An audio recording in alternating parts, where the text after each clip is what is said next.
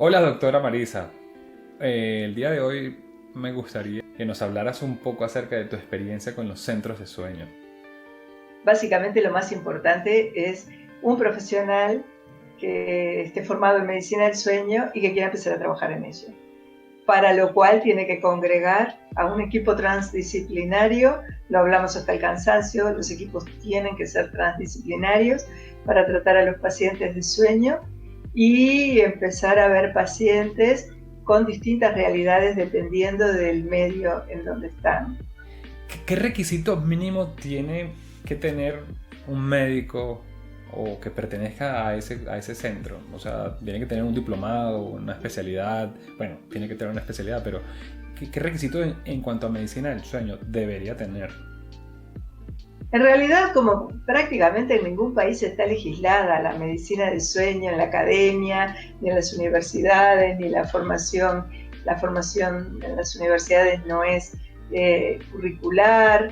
Entonces, el médico del sueño en general es un médico que se formó de distintas maneras, haciendo entrenamiento en centros ya de sueños, haciendo formaciones teóricas, teniendo formaciones teóricas de diversa índole y estudiando solo, digamos, viendo por su propia experiencia. Hay muchos médicos que se dieron cuenta de la cantidad de pacientes con trastornos de sueño que había, que no podían seguir dándole la espalda a la medicina del sueño y empezaron a estudiar y a interesarse y a hacer cursos hasta que decidieron dar el paso de dedicarse a esto. Entonces los caminos son muchos. Como siempre, el resultado, la importancia del resultado es que esté bien formado, que sepa manejarse. Y no diría requisitos, pero diría que al menos con la estructura básica de médicos y pensando en las principales patologías y trastornos de sueño más prevalentes, ¿no? Que son los respiratorios y los insomnes, un equipo básico tiene que tener psicólogos, psiquiatras, neurólogos, neumonólogos, otorrinolaringólogos, licenciados si quieren hacer además la parte técnica del diagnóstico, del estudio diagnóstico final para las polisomnografías, poligrafías, actigrafías. Es como el equipo básico. Luego se puede eso expandir a Eso te iba a preguntar. ¿Para qué sirve el centro de medicina del sueño y cuáles son cuántos son los profesionales mínimos que debieran estar ahí? O sea, nómbrame el, nómbrame el mínimo, o sea, el grupo mínimo. el mínimo. Es un compromiso muy grande en el que me pones porque realmente no hay no hay un protocolo de decir el mínimo, pero yo diría que en un centro, que si alguien quiere trabajar en medicina del sueño, porque a ver, tampoco se puede inventar un centro del sueño de un día para otro.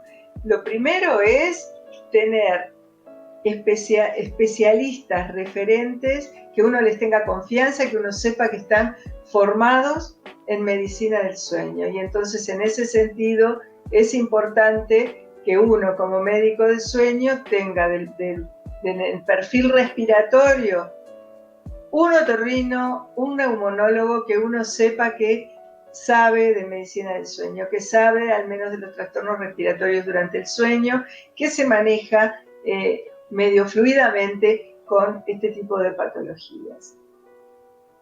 Para tener, cuando estamos viendo pacientes insomnes, tener, referentes en la neurología, en la psiquiatría, de profesionales formados como médicos de sueño. Es totalmente imprescindible tener también un psicólogo de referencia para que haga, por ejemplo, la terapia cognitivo-comportamental de los insomnes. Pero también es importante un psicólogo cuando uno detecta que aquel paciente tiene problemas por los cuales generó sus trastornos de sueño, o al revés, el trastorno de sueño lo llevó a estar deprimido o a estar ansioso. Bueno, tiene que elaborar todo eso con un profesional psicólogo para salir adelante de mejor forma.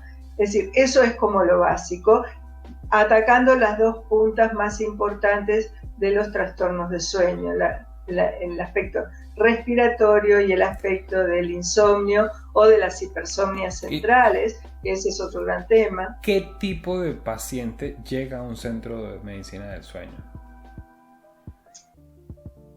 Eso depende también de las distintas realidades. En realidad tenemos las entrevistas que le hemos hecho al doctor Lugo de Monterrey, en México, de cómo él armó su centro de sueño, con quién trabaja. Tenemos la experiencia del doctor Larrategui de Paraná, que también desde Argentina nos ha contado de cómo él empezó a trabajar en medicina del sueño. Son experiencias realmente fascinantes de toda la evolución. O sea, pero depende mucho de cómo sea el contexto regional.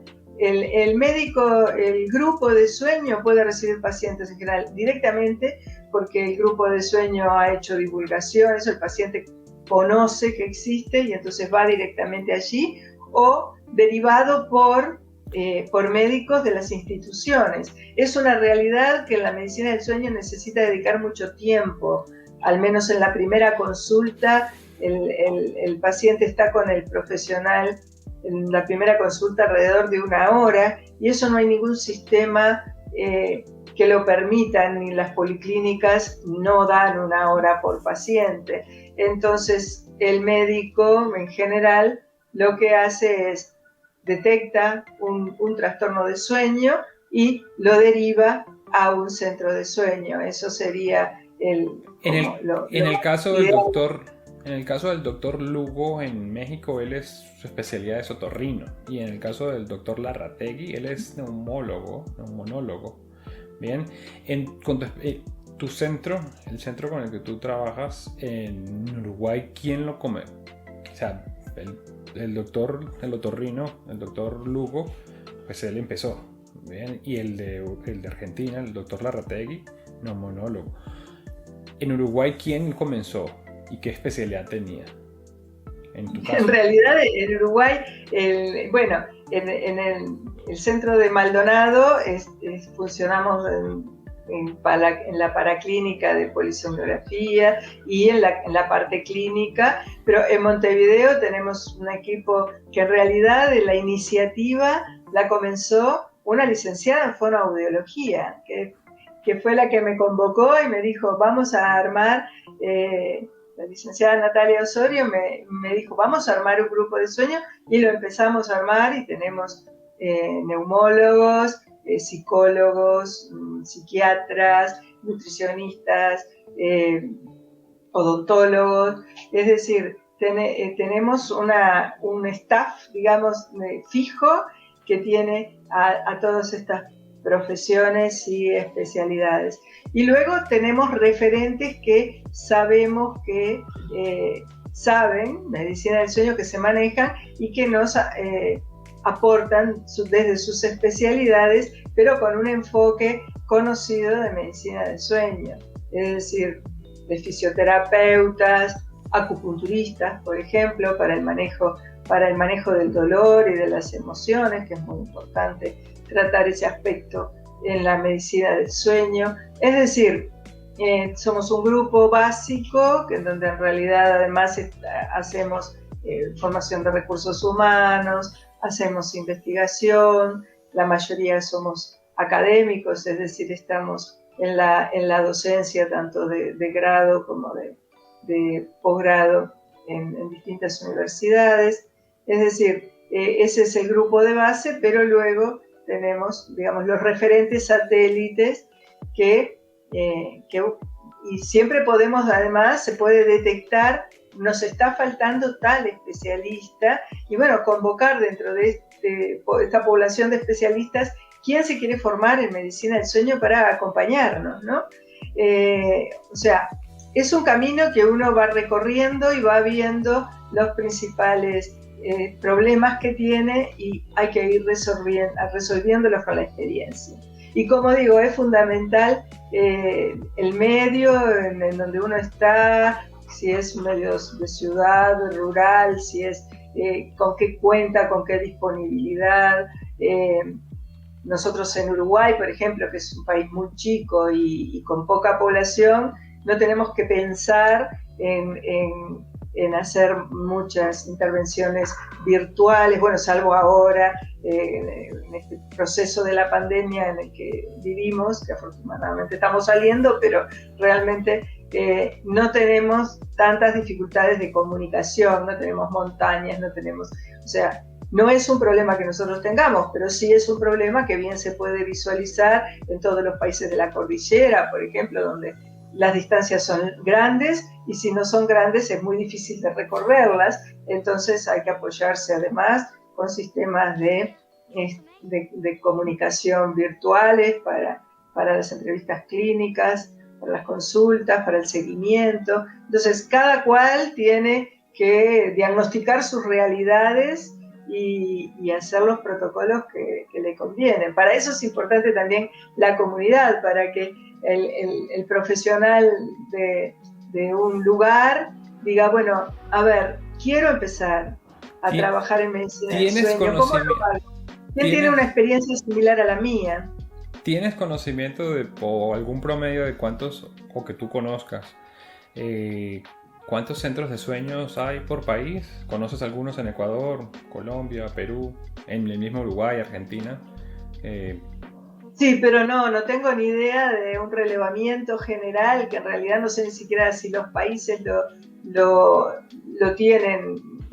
No se ve eso como información, por ejemplo, en las páginas de las sociedades de sueño de cada país, no hay, salvo Brasil sí tiene muy bien estructurado, muy bien definido cuántos centros de sueño, además tiene sociedades de sueño médica y de odontólogos, es decir, está muy bien organizado y saben, muy bien evaluado dónde están los centros, qué cosas tienen, qué ofrecen, que eso es fundamental. Empezar por hacer un relevamiento latinoamericano sería realmente muy interesante para saber cuáles son los centros de referencia, ¿no? Cuando los pacientes básicamente resuelven sus problemas googleando a ver su trastorno de sueño y a quién se pueden referir, qué médico tienen cercano, lo cual es bastante... No, por eso hago la pregunta, porque por la experiencia muchas personas escriben a la página y también al canal de YouTube, y es increíble como el video que más preguntas tiene, muchas personas, ese video lo hemos subido, lo hemos bajado, lo hemos colocado al canal y siempre es el que más vistas tiene, y uno dice, bueno, ¿qué está pasando? ¿Dónde están los médicos de esa región para ayudar a esas personas que están sufriendo? Y están recurriendo... Una pregunta sencilla como ¿por qué tengo sueño de día? Que en realidad ese es el video, y es asombroso, porque quiere decir que esas personas, eso se lo han preguntado frente a frente a un médico que no le supo resolver. A ese nivel estamos.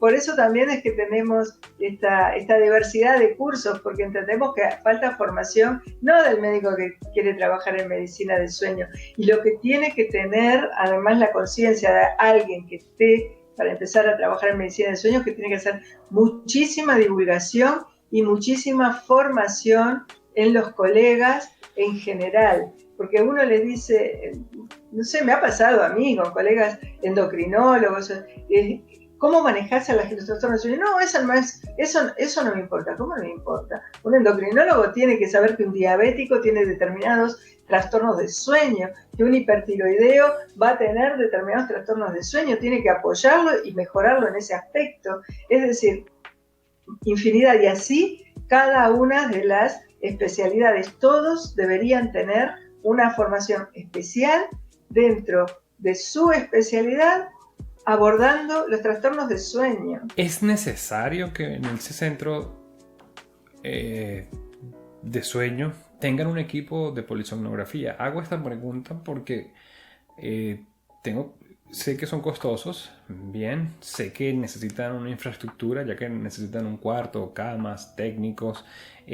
Normalmente, ¿quién hace ese gasto? ¿Se reúnen varios médicos y compran este aparato? ¿O un otorrino compra el ejemplo? Puede ser cualquier especialidad. Alguien que pueda comprar el equipo, compra el equipo, al- alquila una clínica, un sitio donde tenga muchas salas.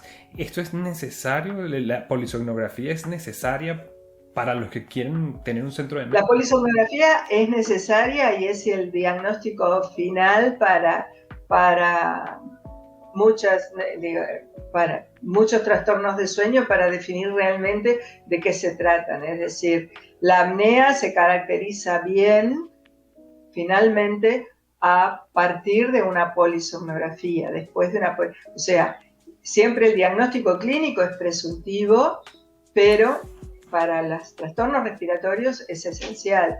Para las hipersomnias centrales, para saber si tiene una narcolepsia, también termina siendo la polisomnografía el estándar de oro para el diagnóstico final en los movimientos periódicos de piernas. Es decir, el estudio paraclínico es muy importante. Pero antes que un equipo lo compra cualquiera que tenga el dinero y no son tan caros, tampoco comparados con otros equipos de imagenología, por ejemplo, que son muchísimo más caros.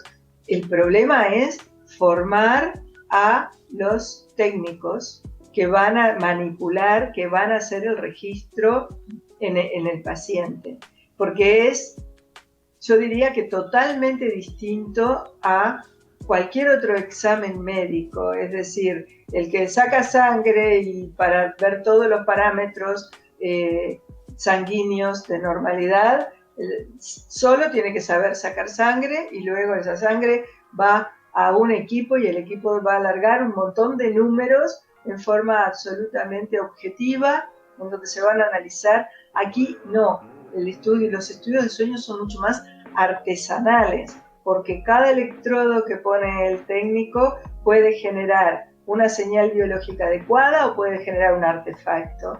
Y el técnico tiene que resolver en el momento cómo lo corrige, tiene que saber corregirlo, tiene que saber hacer un registro adecuado. Luego tiene que tomar decisiones a lo largo de la noche dependiendo de lo que va viendo en el registro. Esto quiere decir que en la calificación del técnico es el eslabón más importante porque va a definir el diagnóstico y por ende el tratamiento, el seguimiento, el éxito del paciente. Entonces, antes de lanzarse a decir voy a hacer un super centro de sueño y voy a poner 4 camas, no, pensar con qué equipo humano se cuenta, y si no se cuenta con equipo humano, es mucho mejor asociarse con un centro de sueño confiable, con un centro de diagnóstico confiable que ya esté trabajando y que uno tenga certeza de que está trabajando bien, porque eso es muy importante también, como en la mayoría de los países no está legislado, hay de todo, desde gente que trabaja sumamente bien, con mucho conocimiento académico y con mucha ética,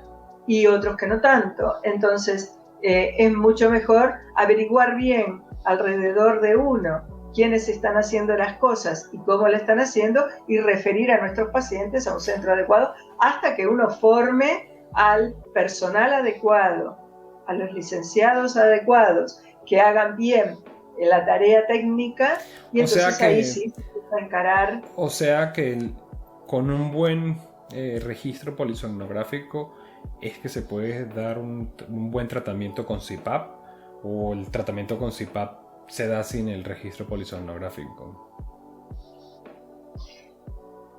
Bueno, hay la polisomnografía, como decía, es el estándar de oro, ahí están las poligrafías respiratorias que hacen una muy buena aproximación, que también depende, la confiabilidad de ese estudio depende muchísimo de el técnico que dio el consejo al paciente, como esas en general no tienen control y son en domicilio, aunque no todas, hay muchas variables, pero por eso las variables las pone el profesional que conoce qué cosas, qué potencialidades tiene cada técnica y qué virtudes y desventajas de cada una, que evalúa muy bien y que sabe luego el informe que tiene, el alcance que ese informe tiene, porque el alcance que tiene ese estudio. Entonces, lo primero es con qué gente cuento.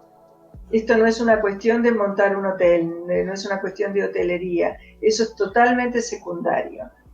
Lo primario es, ¿tengo un técnico calificado que va a hacer las cosas confiables?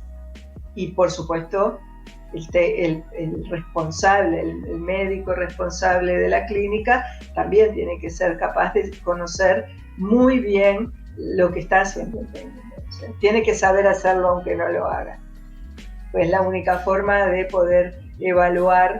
O sea que un centro de sueño sí o sí debe, o tal vez me esté equivocando, debe tener técnicos y un equipo de polissonografía y algún médico como...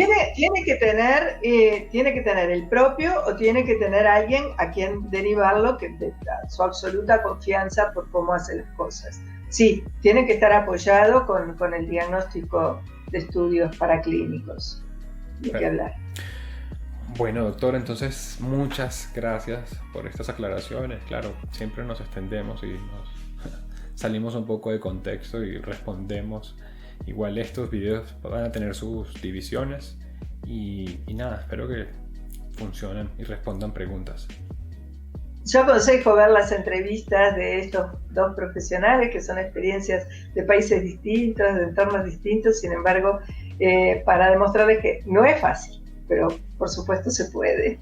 Así que encantada de seguir contestando dudas y comentarios. Muchas gracias y nos vemos en la próxima. Hasta luego.